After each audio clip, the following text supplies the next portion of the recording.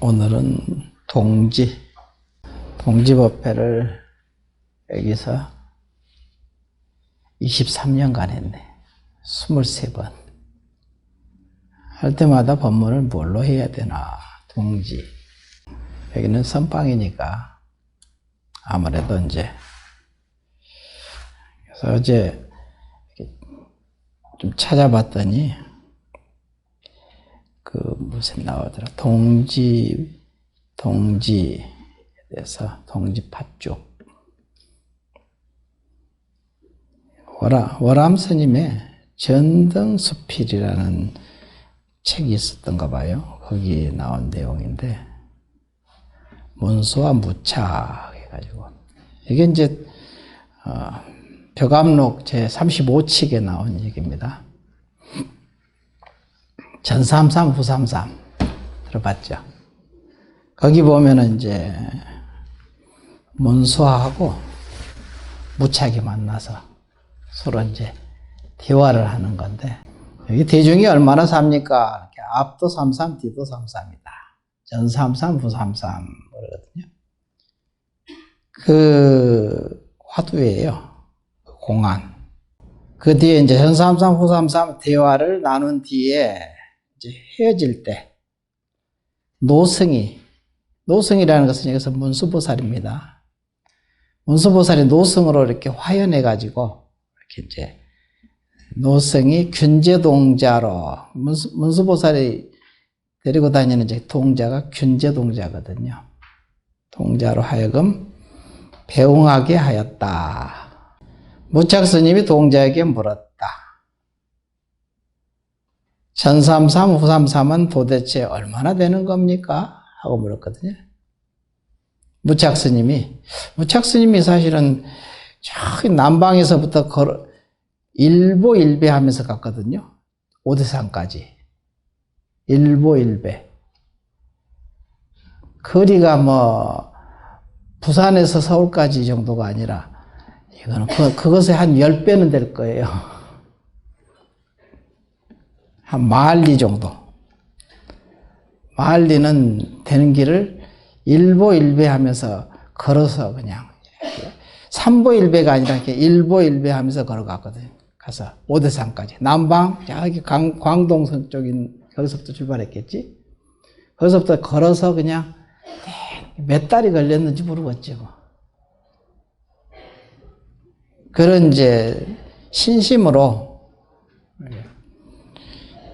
갔는데, 이제 가니까 문수보살이 나왔는데, 문수보살이 노승으로 이렇게 늙은 스님으로 나와가지고 이제 차도 마시면서 이렇게 얘기를 해준 거야. 어디서 왔느냐? 이렇게 남방에서 왔습니다.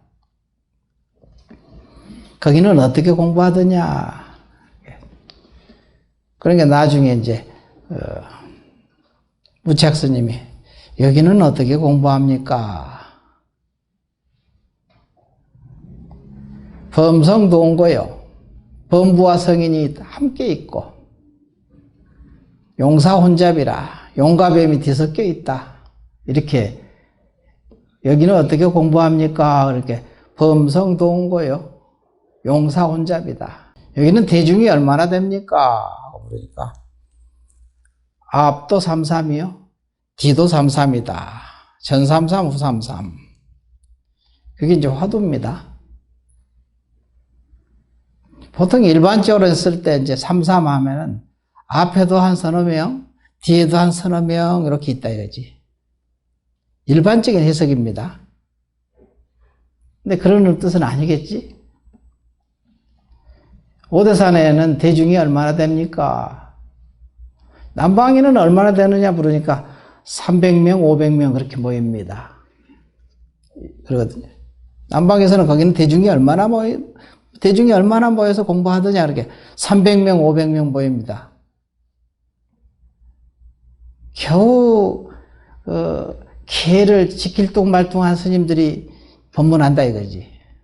그런데도 300명, 500명이 모이는데 여기는 성지잖아요. 오대산 성지인데 여기는 대중이 얼마나 됩니까? 이렇게 앞에도 서너 명, 뒤에도 서너 명, 전삼삼, 후삼삼.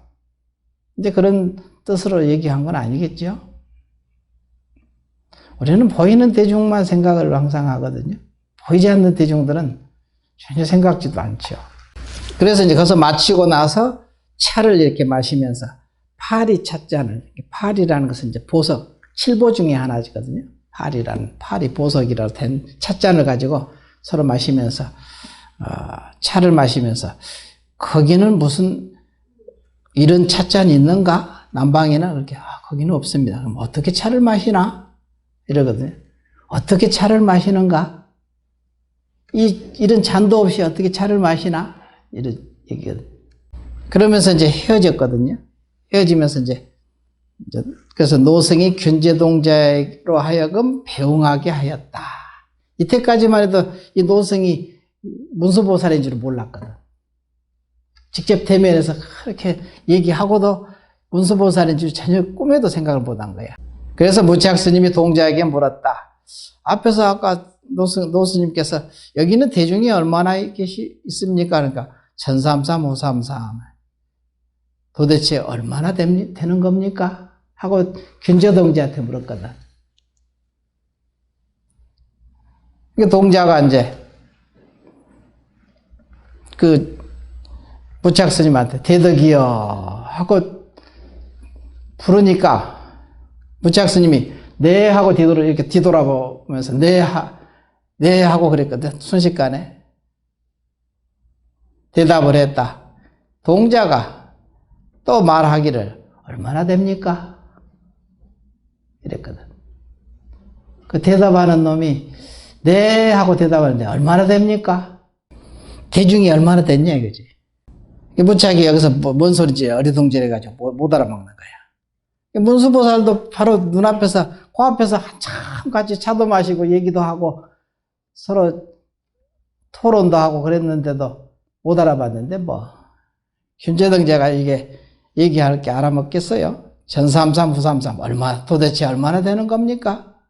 그러니까 동자가 대덕이여 이렇게 네 하고 돌아보다가 얼마나 됩니까? 하고 다시 동자가 묻는 거야.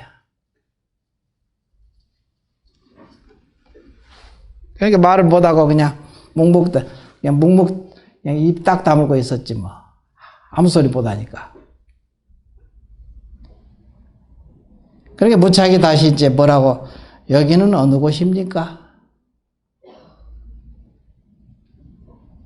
하고 보니까 이곳은 금강굴 반야사입니다. 무치학이 이때서 그렇구나. 처연이 그 노승을 다시 볼 수 없는 문수라는 것을 깨달았다. 나중에 한 거야. 다시 볼 수 없는 문수라는 것을 그때 그 노승이 문수라는 것을 그때서 한 거지. 그리고 보니까 그냥 절도 없어져 버리고 균제동자도 없고 아무것도 없이 그냥 푼 이 청산만 가득하더라 이제. 그래서 이제 그 무치학 스님이 다시 곧 이제 동자에게 머리를 조아리며 이제 없어지기 전에 특별히 한마디를 청했거든요. 동자에게. 한마디 법문 좀 해주십시오 하니까 동자가 개송으로 읊었다. 이거 많이 들어본 개송이거든요. 성안내는 그 얼굴이 참다운 공양이요. 부드러운 말 한마디 미묘한 향이로다. 깨끗해 티가 없는 진실한 이 마음이 언제나 한결같은 부처님 마음일세. 이거 많이 들어봤죠? 이거 가지고 노래도 있거든요. 참불가. 이 가사 가지고 노래도. 성안내는 그 얼굴이 참다운 공양이요. 부드러운 말 한마디 미묘한 향이로다. 깨끗해 티가 없는 진실한 그 마음이 언제나 한결같은 부처님 마음일세. 이렇게 이제 계속 균제동자가 문수보살의 그 이게 문수보살이 읊은 개송이거든, 이 개송이. 문수보살을 칭견하려고 말리길을 무릎이 닳도록 찾아왔건만. 뒤에 이렇게 써있거든. 문수보살을 칭견하려고. 그렇게 남방에서 일보일배하면서 오대산 저 북쪽까지 갔으니까 말리길이지 뭐. 말리길을 그냥 무릎이 닳도록 찾아왔건만 문수를 눈앞에 두고도 알아보지 못했으니 누구를 탓하랴? 이건 지금 이제 월암 스님이 전등수필이라는 이제 그 책에 이렇게 써놨어. 내용 자체는 벽암록 제 35책에 나온 그 내용을 가지고 이제 써놓은 거거든요.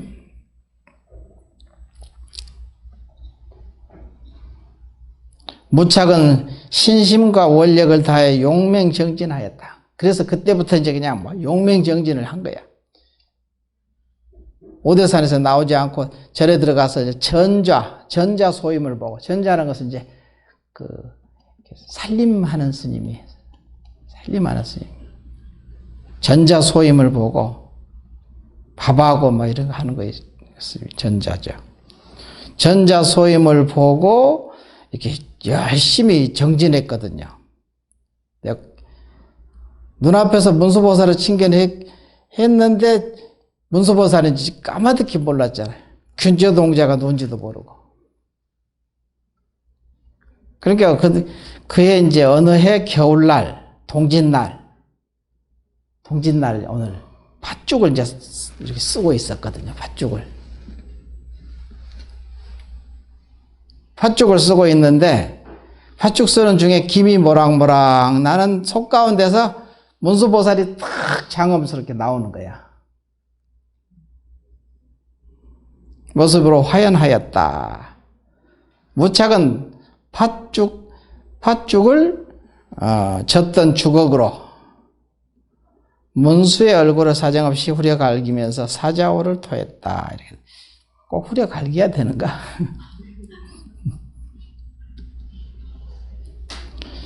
그러면서 이제 뭐라고 했냐면, 문수는 스스로 문수요. 이게 스스로 자자니까, 문수는 자문수요. 자기 스스로. 자자가 뭐, 나라는 것이 뭔지 여러분이 알아야 이게 스스로 자자가 해석이 되거든요. 나라는 게 뭡니까? 나라는 것은 자성이지, 성품. 문수는 그냥 성품이 그대로 문수다 이게. 자기가 문수야. 무착은 자기가 무착이다. 여기서 이제 해석을 문수는 스스로 문수요, 무착은 스스로 무착이다. 스스로 자자를 쓰기는 썼지만 자기 자자라고 해도 되죠. 자기, 내가 문수요. 문수와 무착이 둘이 아니라는 소리야. 여기에.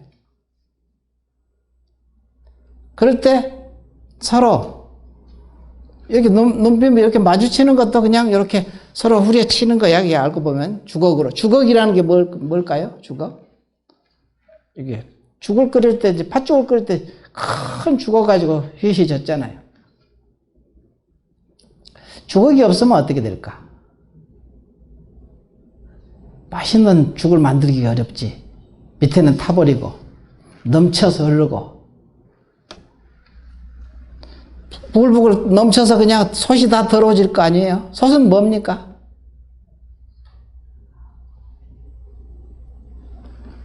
솥이라는 것은 이 몸을 얘기하는 거고, 죽이라는 것은 마음을 얘기하는 거지, 마음. 부글부글 끓는 거. 모든 번뇌 망념, 일체 생각들, 그게 주걱이 하나 있어야 이게 휘휘 젖어서 맛있는 죽을 만들어내지. 그렇지 않으면 이 몸뚱이도 망치게 되는 거고, 마음이 그냥 지멋대로 다니잖아. 막 그래. 이리저리 그냥 튀어다니죠. 통제가 안 됐어. 몸이 망가지는 거지 뭐. 마음도 망가지고.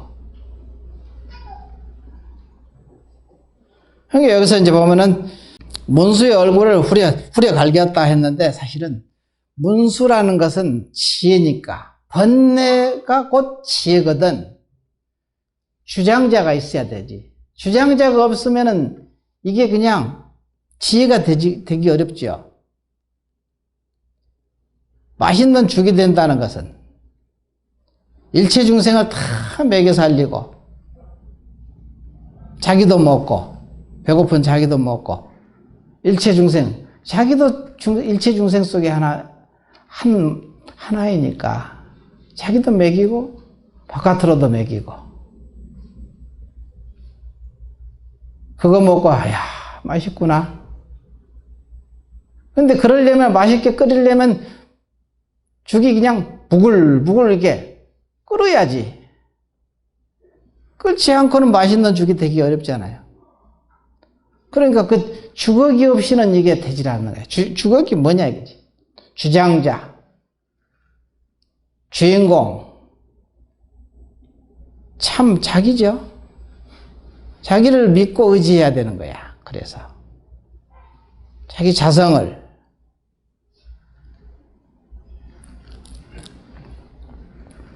그래야지 일체 중생을 건질 수 있고 모두 지혜로 번뇌가 다 지혜로 작용으로 바뀔 수 있고 그럼 주장자가 있어야 되거든요.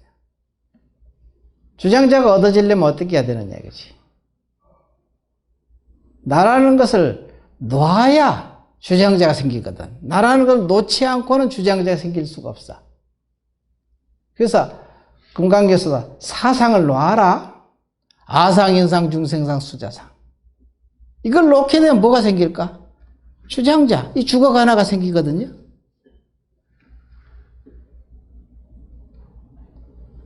그러려면 부지런히 와서 절에 와서 법문을 들어야 되고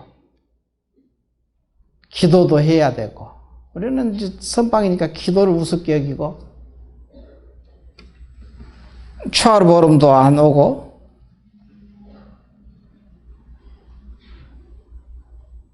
무슨 기도되면 기도를 부지런히 해야 되거든요.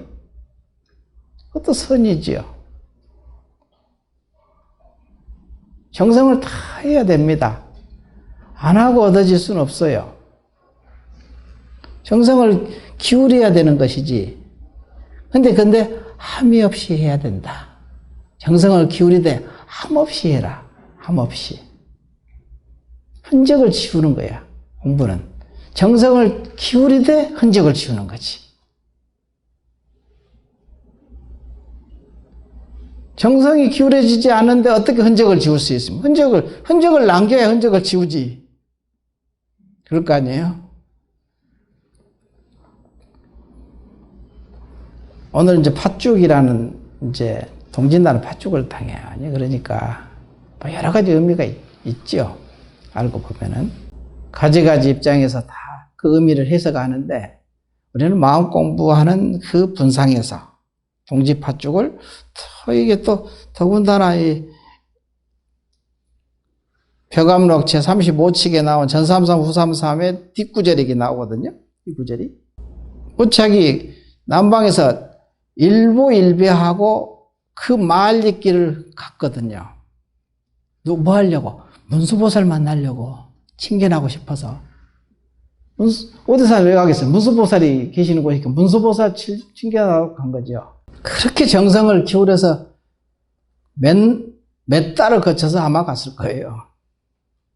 그냥 걸어가도 힘든 데서 일보일배하고 갔으니 어제 하겠어요? 그러니까 아주 상근기인이라고 그러거든요. 문수가 감히 말로 할 수 있겠냐? 그렇지만 상근기인을 내가 그냥 무시할 수는 없잖아. 일보일배한 그것이 상근기거든. 온 그 자체가. 상근기를 외면할 수 없어서 자상하게 얘기해 주신 거다. 이게 문수보살. 문수보살이 얘기하는 입장이 아니야. 문수는 얘기하는 곳은 보현이지 문수는 얘기하지 않습니다. 얘기 안 하는 것이 문수야. 근데 말을 했잖아. 문수보살이 왜 얘기를 했냐 이거야. 자세하게 밤새 앉아가지고 얘기를 놔두어서 상근기인을 외면할 수 없어서. 최상근기를 외면할 수 없잖아. 문수는 얘기하는 자리가 아닙니다. 말을 꺼냈다면 그건 보현이지 문수가 아니에요. 근데 이런 부분을 이렇게 얘기를. 그러니까 그것 때문에 무착 스님이 그 오대산에 남아가지고 아유 칭견을 못했구나 아쉬워하고 떠난 게 아니라 거기서 머물렀잖아. 그 절에 머물러가지고 계속 정진을 했거든. 전자소임을 보면서. 그러니까 어느 날 팥죽, 동짓날 팥죽을 쓰면서 팥죽 속에서 거기서 문수보살이 탁 나타나니까 하나로 합친 거지. 문수도 자기고 자기도 자기다 이게야. 문수도 스스로 자기 문수요. 무착도 자기 무착이다. 둘이 아니라는 소리지. 문수가 따로 있고 무착이 따로 있지 않다는 말이거든요. 그거를 이제 생각해 보시라고 오늘 팥죽 먹으면서 팥죽이 뭐 겨울에 붉은 기운이 들으면 이제 점점 어느 계기가 돼야 이게 경계가 바뀌거든요. 그냥 아무 일 없이 경계가 바뀌질 않아요. 어떤 계기가 있으면 그걸로 통해서 경계가 바뀌거든요. 여러분이 차원이 달라진다는 소리지. 쉽게 얘기하면 차원이 달라지는 거예요. 동지라는 이 계기를 통해서 차원이 달라진다는 소리지.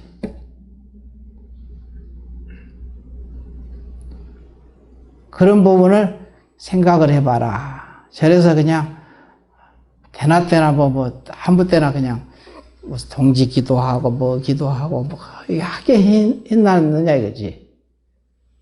그 많은 큰 선지식들이 왜 이런 그 동지 기도라는 것을 얘기했냐 이거야. 하게 하고 사람들에게. 그걸 통해서 경계가 바뀌기 위해서. 경계가 바뀌어야 되잖아. 차원이 달라져야 되거든. 어떤 것이든지. 어떤 경계를 통해서 항상 차원이 바뀌어져야 되니까. 그래야 주장자가 주걱을 여러분이 잡을 수 있는 거야. 주걱을 아무나 잡는 게 아니야. 그 주걱이 있어야 자기 속에 있는 일체 중생들을 다 문수의 지혜로 바뀔 수 있는 거지. 그러라는 겁니다. 오늘은 마치겠습니다.